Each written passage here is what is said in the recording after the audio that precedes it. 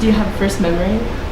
To drop my dad off at the Navy base because we only had one car. So I had to wake up really early and we had to drive all the way to drop him off. After like 6 months of like him being out of sea, I didn't know who was my dad. 6 months at the most. At least that's the longest time I remember. They'd come off the boat, I'd like question which one was him. I remember one time waiting for it because we had our good friends Sydney and Matt.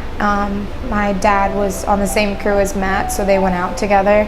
I remember waiting with her. He would go out to sea until I was up to the age of 6.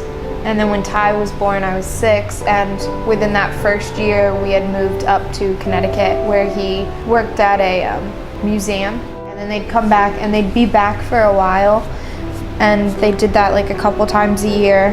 They'd go to like 3 to 6 months out at sea, and then they'd come back. I'd always get a new gift. I don't remember what I got the first time, but the one time I got a perfume bottle, which was really nice, and I took it into show and tell, and I broke it. I have 2 soda cans from, I want to say Turkey. They were like Coke bottles, but they're in Turkish. Because I mean, I'm like always daddy's little girl, I guess. When I was in Girl Scouts in Connecticut, we had father-daughter dances, and my dad would always make sure he had off to take me.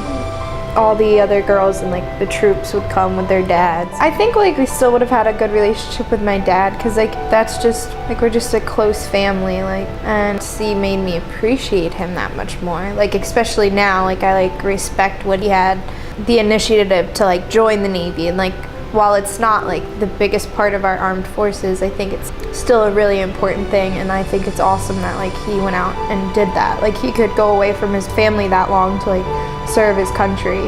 I find that extremely respectable.